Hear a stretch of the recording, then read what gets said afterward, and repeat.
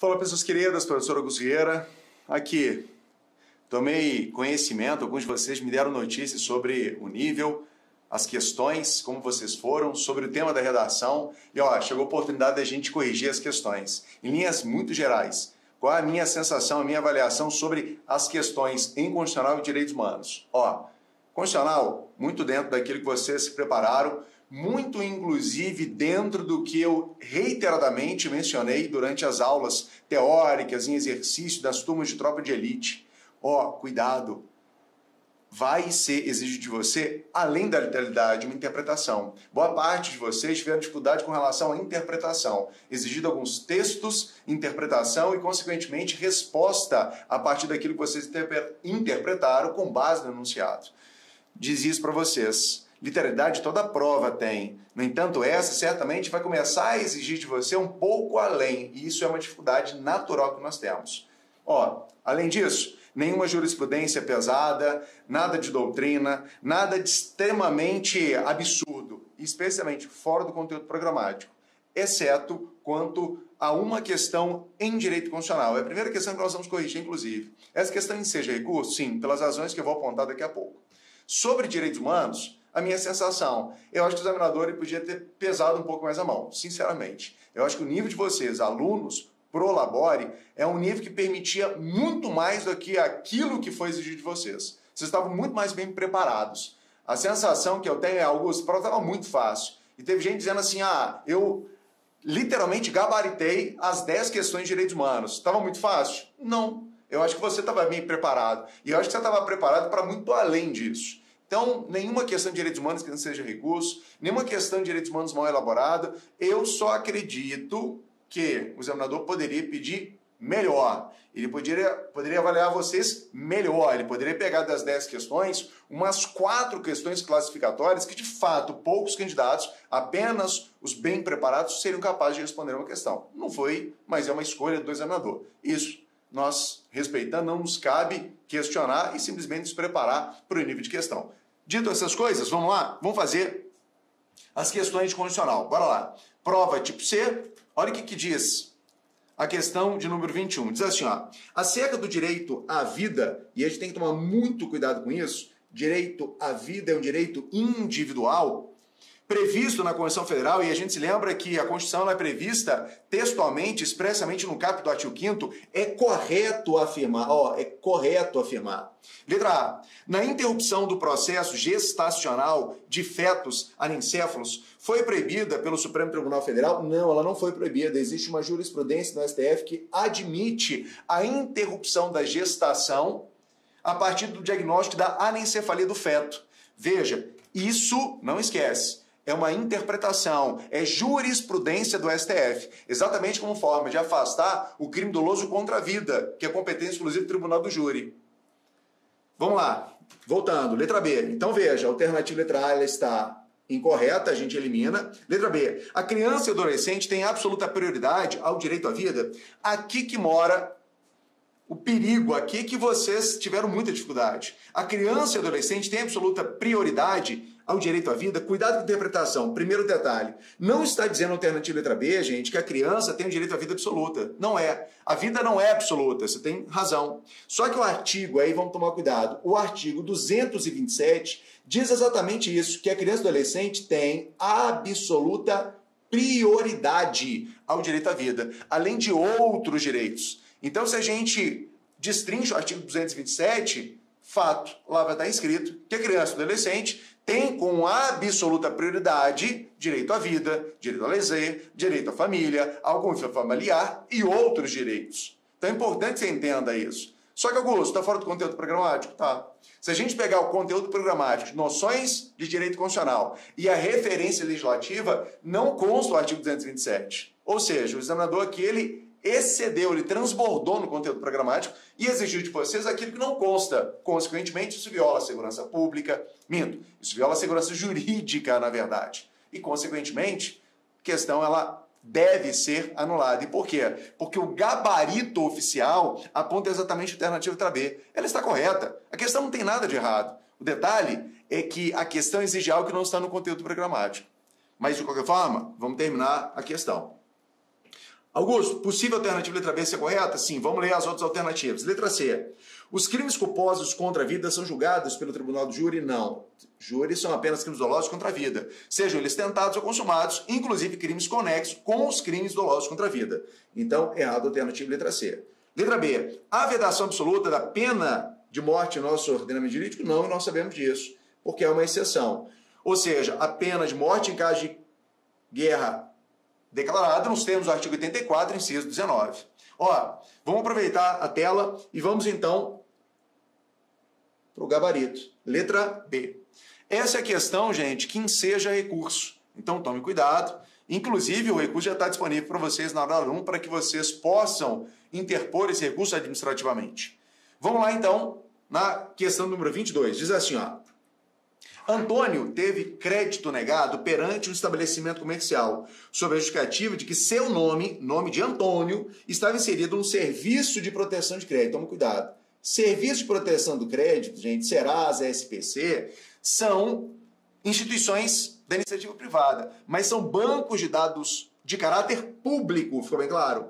Ao pedir certidão, cuidado com isso aqui, ó, ao pedir certidão, constatou a existência de restrição equivocadamente atribuída a seu nome. Ou seja, através da certidão, ele constatou que existia uma anotação, um apontamento indevido em seu nome. A instituição, qual seja ela, o Banco de Dados de Proteção ao Crédito, negou-se a retificar o seu cadastro. Veja, o que ele deseja? Ele não deseja conhecer informações acerca da pessoa dele. O que ele deseja é retificar uma informação acerca da pessoa dele que consta em um banco de dados, mesmo que da iniciativa privada, de caráter público. Consequentemente, gente, se ele deseja retificar informações pessoais, a ação cabível é habeas data. Algumas pessoas colocaram aqui mandado de segurança. Por quê? Talvez porque tenha olhado e falado assim, a certidão. Gente, a certidão não foi negada. Segunda coisa, Augusto, o banco de dados não é um banco de dados governamentais. Cuidado! Habeas data é apropriado para você conhecer e retificar informações que constem em bancos de dados governamentais ou de caráter público. Eu, inclusive, nas aulas teóricas, dei isso como exemplo. Cuidado com SPC e Serasa. São bancos de dados da iniciativa privada, mas de caráter público. Então, gente, de fato, quando a gente olha o enunciado, ao dizer que o remédio constitucional apto a amparar o seu direito é, sem dúvida nenhuma, habeas data. Fechou? Então, esse é o gabarito, gente, da questão de número 22. E aí nós seguimos aqui, vamos para as questões subsequentes.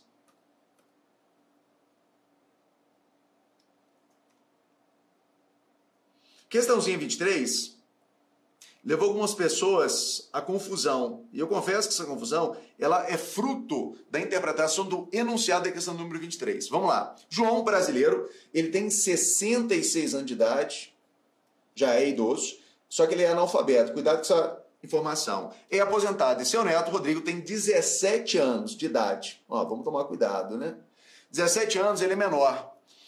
Do ensino médio, estudam sobre pré-candidaturas aos cargos de senador da República e deputado federal. Ó, eles estão discutindo sobre elegibilidade do cargo de senador e cargo de deputado federal. O que eu tenho que saber, gente? Tanto senador da República como deputado federal são cargos que devem ser providos, ocupados por brasileiros, sejam eles natos e naturalizados. Cuidado para você não confundir. Cargos privativos de brasileiro nato, nesses casos, é presidente do Senado e presidente da Câmara. Ser deputado, ser senador, de boa, ser brasileiro naturalizado, problema nenhum. A idade é diferente. A idade mínima para ser senador é de 35 anos. A idade mínima para ser deputado federal é 21 anos. Ponto, precisava saber isso. Vamos continuar. André, brasileiro, 43 anos. Ou seja, ele pode ser tanto senador quanto deputado. Pretende candidatar-se ao cargo de senador. Tá certo. Pô, André pode candidatar-se ao cargo de senador. E Bernardo, espanhol, 22 anos. Ó, Bernardo, se ele levar em consideração sua idade, 22 anos, ele até pode ser deputado federal. Só que ele é espanhol, gente. Se ele é espanhol, ele é estrangeiro. Se ele é estrangeiro, né, e não esquece, estrangeiro é inelegível. O que significa isso? Significa que, primeiro, estrangeiro nem pode se alistar. Ele é inalistável. Sendo inalistável, ele é absolutamente inelegível. Para qual cargo um estrangeiro pode candidatar? Nenhum. E por quê? Porque nem título eleitor ele tem. Então, o que eu sei sobre Bernardo? Cara, ele vai sonhar. Antes de querer ser deputado, ele precisa se naturalizar. Se naturalizar, torna-se brasileiro e adquire essa condição de elegibilidade. Mas vamos lá. Diante disso, no tocante à capacidade eleitoral ativa e passiva, é correto afirmar: André não tem condições de candidatar ao cargo de senador. Vamos lá. André, gente, ele tem condições. E por quê? Porque André tem 43 anos, ele atinge a idade mínima. Quando diz que não tem, tornou a alternativa errada. Rodrigo tem idade obrigatória para votar? Rodrigo tem 17 anos, não. A ele é facultado o voto. Então não tem nada de obrigatório aqui, não. Letra C. Bernardo não pode se candidatar ao cargo de deputado federal? Vamos tomar muito cuidado, gente. Bernardo não pode se candidatar. Não, Bernardo, ele é espanhol. Por ele ser espanhol, ele é inalistável. Consequentemente, inelegível. Então, esse é o gabarito. Letra D. O voto para João é obrigatório. Quem é João? João é o senhor de 66 anos de idade, que é analfabeto. Então, João, sendo analfabeto, a ele não é obrigatório o voto. O analfabeto tem a faculdade de votar. Então, o gabarito da questão, letra C de casa. Fechou? Questãozinha que exigia o que, Augusto? Exigia simplesmente que você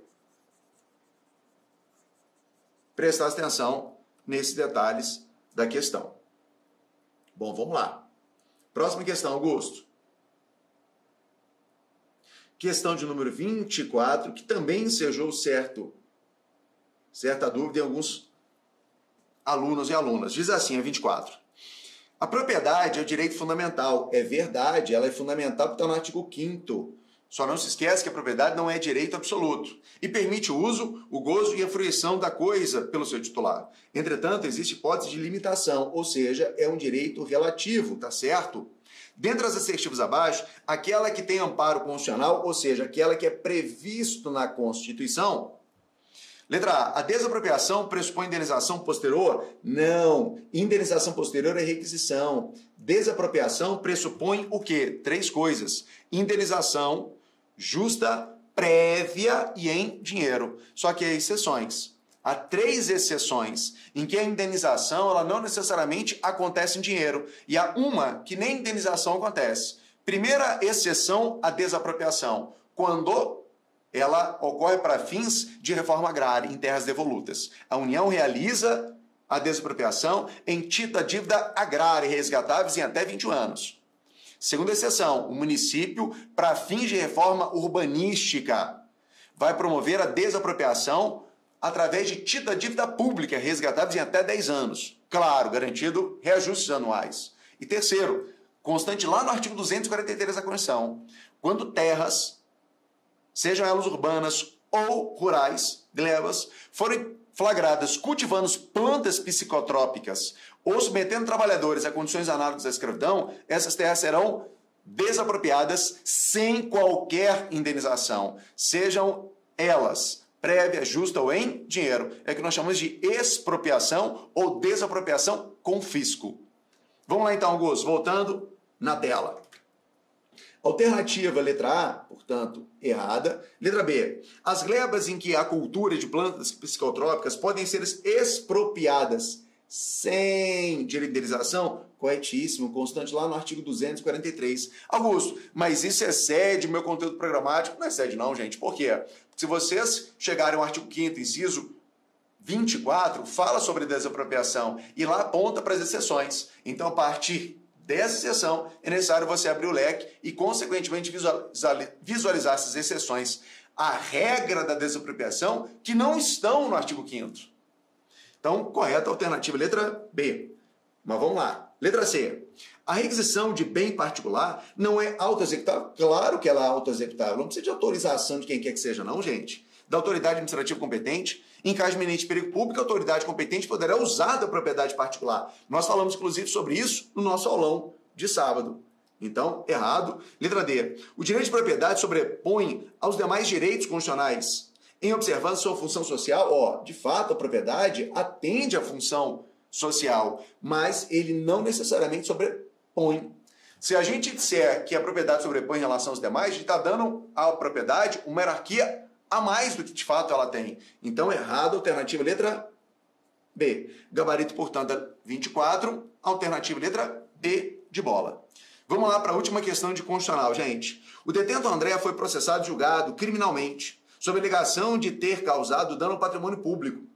Talvez você leia isso aqui olhando para o direito penal, mas continue. Durante o curso do processo, o promotor de justiça juntou aos autos prova documental do qual o juízo criminal não deu ciência à defesa, ou seja, não informou a defesa antes da promulgação da sentença. Ou seja, a acusação do Ministério Público juntou provas aos autos e não permitiu que a parte ré se manifestasse acerca daquela prova juntada. Não foi dada, portanto, às partes paridade de armas. Não foi garantido aquelas garantias processuais constitucionais de natureza penal. Nesse caso, o contraditório. Ou seja, é dada a oportunidade de ambas as partes se manifestarem no processo em condições de igualdade. Então, qual é o princípio violado aqui, Augusto? Não tenha dúvida, é o princípio do contraditório. Da presunção da não culpabilidade? Não, isso aqui é inocência. Direito de permanecer em silêncio? Não, gente. Do juiz natural? Não, estamos falando aqui de tribunal de exceção. Então, questão número 25, gabarito letra A. Questões tranquilas, Augusto? Questões que exigiam raciocínio, gente. De matéria que é de conhecimento de vocês. Então, essas são as questões de constitucional, que de fato, a única aí mal formulada, que o examinador deu um deslize, foi uma alternativa. E o problema é que essa alternativa é o gabarito da questão. Então, merece de fato a questão ser anulada. Vamos lá então para as questões de direitos humanos. Primeira questãozinha aqui, gente. Em pleno século XXI, há notícias de resgate de trabalhadores que se sujeitam a trabalhos forçados em condições degradantes, em razão da precariedade de situação econômica e social que alcança esse grupo de trabalhadores. Então, estamos falando sobre trabalhadores submetendo a situação análoga à escravidão. Nesse caso, os países signatários da Declaração Universal dos Direitos Humanos, Resolução 217, A3, e aqui só um detalhe, né? O examinador cometeu 2 vezes um erro crasso. Eu não posso falar, gente, em países signatários da declaração. Declaração de ser uma resolução não é um tratado internacional. Mas vamos lá. Ao permitirem a sujeição de seres humanos a trabalhos forçados e condições degradantes, não contrariam regras ou recomendações previstas na respectiva declaração? Claro que contraria, gente. Expressamente, o artigo 4º da Declaração Universal diz que ninguém será submetido à escravidão, à servidão, nem a qualquer forma de tráfico de escravos. Errado. Letra B. Podem contrariar regras e recomendações previstas na respectiva declaração? Claro que não pode contrariar, gente. Ainda que a declaração não seja um tratado internacional, isso não significa que as regras estabelecidas podem ser desconsideradas. Letra C. Não contrariam regras ou recomendações? Claro que contrariam. Claro que contrariam. E aí diz, alternativa letra D, contraria regra e recomendação prevista na respectiva declaração? Sim, precisamente no artigo 4º da Declaração Universal. Então, o gabarito da questão número 31, muito tranquila ela, gente. É, de fato, aqui a alternativa de letra D de dado. Vamos lá, então? Próxima questão.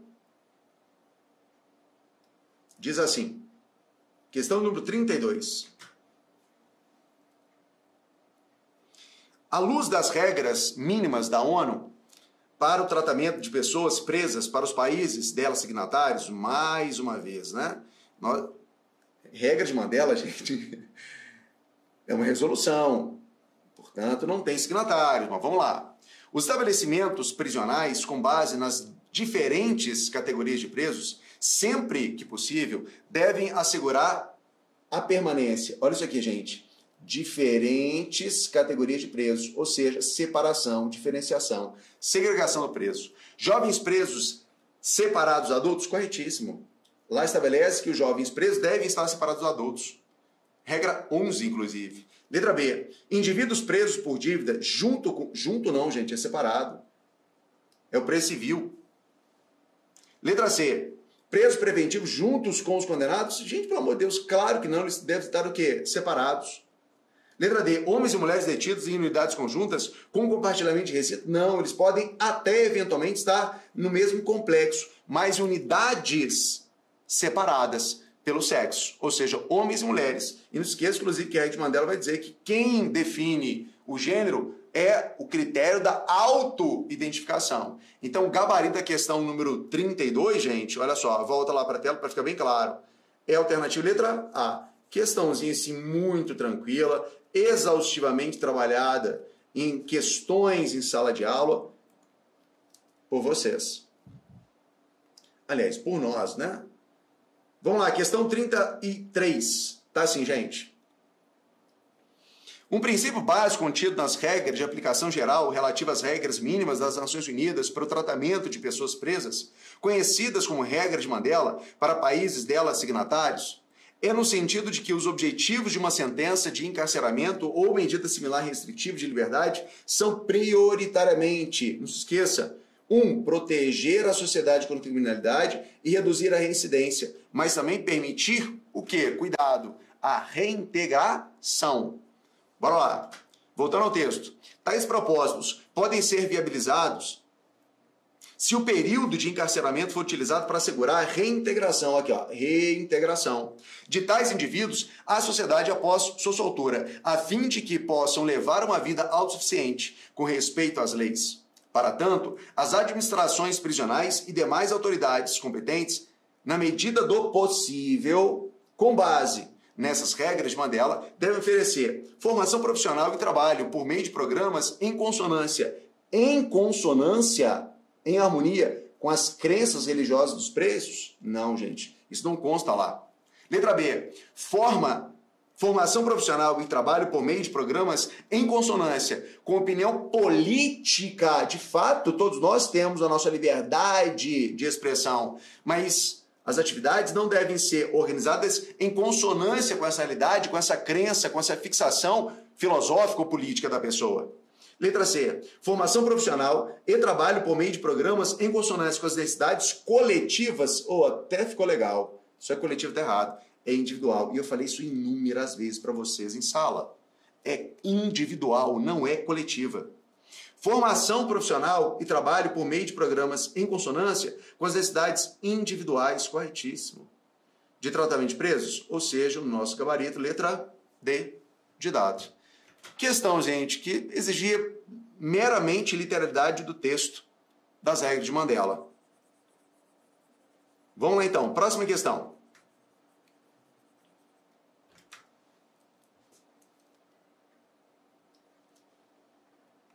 Questão número 34. Diz assim, ó. O Observatório Sírio para os Direitos Humanos, um grupo de monitoramento com base no Reino Unido e uma rede de fontes na Síria, registrou a morte de 387.118 pessoas até dezembro de 2020, entre elas 116.911 civis. O número de mortos não inclui os 205.300 pessoas que estavam desaparecidas e presumidamente mortas, entre elas 88 mil civis, que teriam morrido em prisões administrativas pelo governo onde se praticava entre eles tortura. Gente, vai falar sobre tortura. Com relação aos países membros signatários da Declaração Universal dos Direitos Humanos, a prática de tortura, de penas ou de tratamento degradante em seres humanos, com base nas regras e ou recomendações contidas nessa Declaração Universal, o examinador aqui ele foi cauteloso que ele colocou regras e ou recomendações. Ele não quis discutir se a Declaração Universal é ou não obrigatória. Mas vamos lá. O que nós sabemos, gente? A questão anterior falou sobre o artigo 4º da Declaração Universal. Agora está falando do artigo 5º. O que a gente sabe que consta na Constituição, que a gente sabe que consta na Declaração Universal, que consta na Constituição Brasileira, gente? Tortura, em nenhuma hipótese, de jeito nenhum, sob qualquer pretexto, em nenhuma circunstância. Consequentemente, qual vai ser a alternativa dessa questão? Ora, alternativa letra D, que veda em qualquer hipótese a prática de tortura. Consequentemente, todas as outras alternativas erradas. Então, gabarito da questão 34, Augusto, letra D de dado. Vamos lá. Próxima questão. 35. Questão que temíamos um pouco. E por quê? Porque em falar sobre PNDH, de alguma forma, incomodava. E por quê? Porque talvez tenha sido de direitos humanos uma matéria de menor profundidade de boa parte dos candidatos, talvez não a sua realidade. Mas eu disse a vocês, cuidado, vai se perguntar especialmente intercalando as diretrizes com os eixos. E não se esqueçam, a diretriz ela decorre de um eixo e ela tem assunto conexo. Eu acho que uma questão como essa, gente, é muito legal quando você estuda com técnicas mnemônicas, super legal. Para muita gente vale a pena. O problema é que técnicas mnemônicas não te salvam de questões interpretativas. Você tem que raciocinar. E aí não adianta ficar papagaiando, repetindo feito papagaio, é uma coisa que você não entende. Porque a hora que o examinador fala assim, ó, vem cá, lê, interpreta, raciocina, não adianta papagaiar. Tem que saber. E aí se você tivesse um norte, uma referência, as duas questões do seu PNDH você faria tranquilamente. Mas vamos lá, olha o que diz 35. No Brasil, a garantia de direitos das vítimas de crimes e proteção das pessoas ameaçadas, gente, garantia de direito às vítimas e testemunhas e vítimas ameaçadas é diretriz de quem? Da segurança pública, ou seja, o eixo 4. Essa é a resposta. Não tem mais o que comentar na questão, gente. Não tem mais o que comentar. A resposta é essa.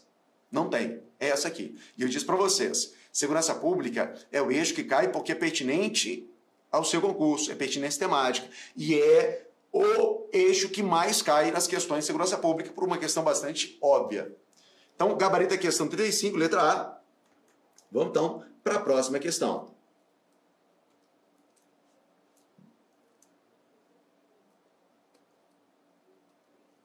Diz aqui, ó. Questão 36.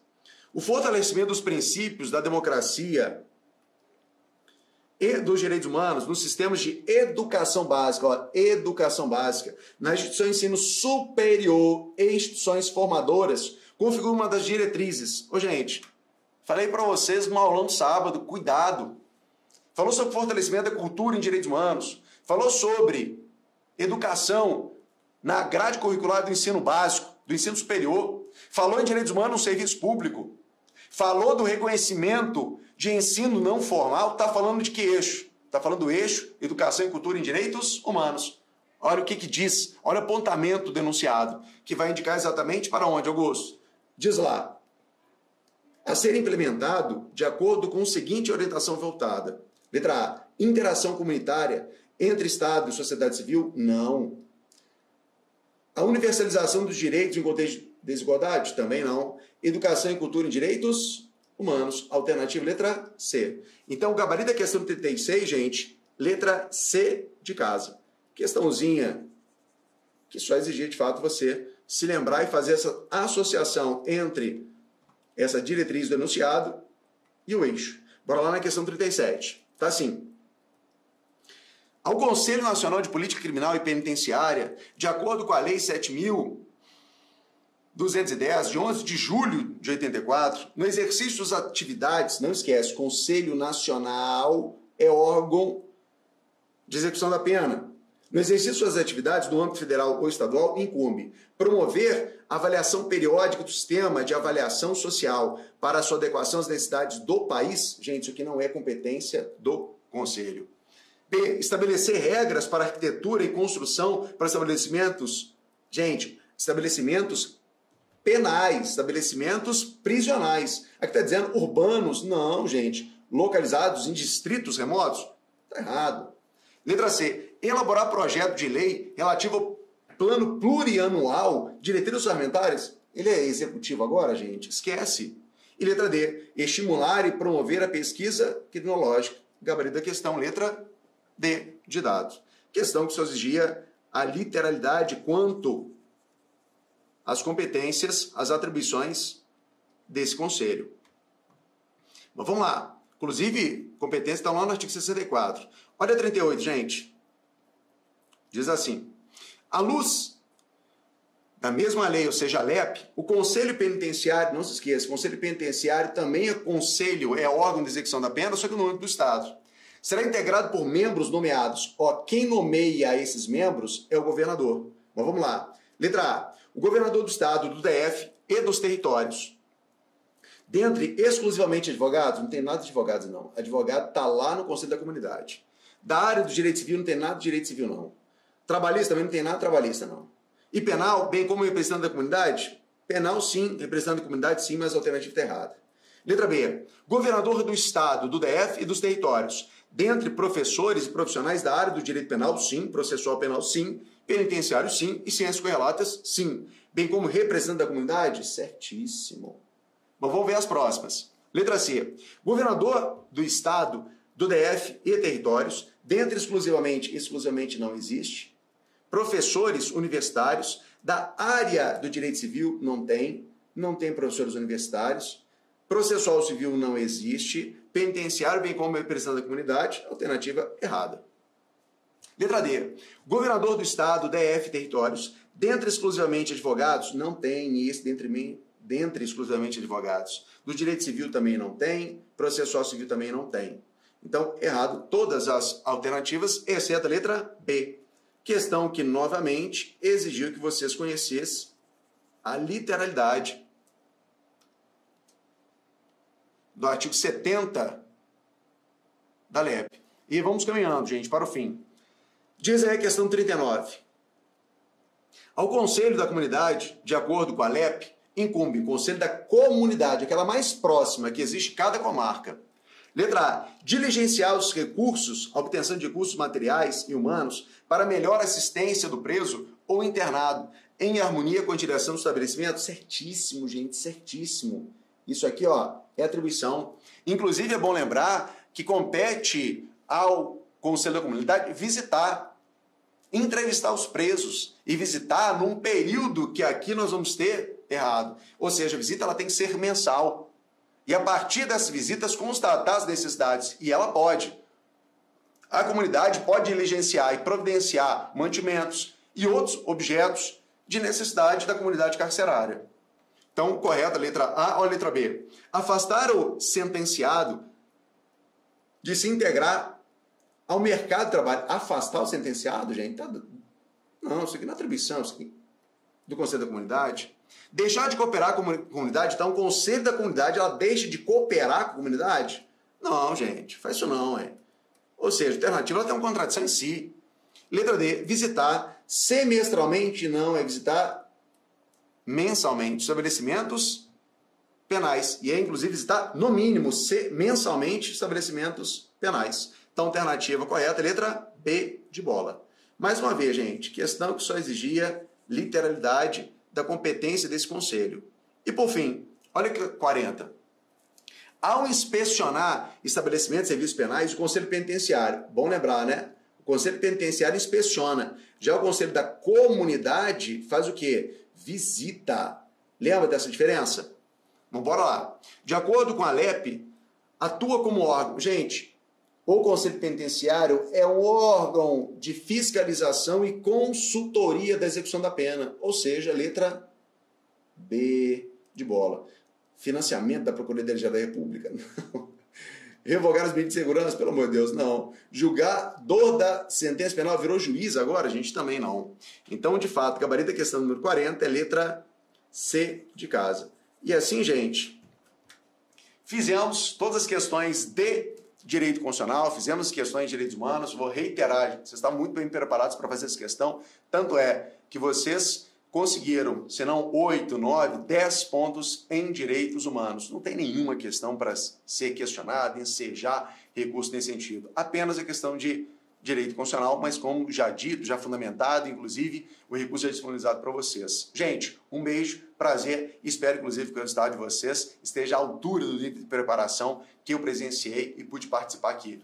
Beijo grande, gente. Tchau, tchau.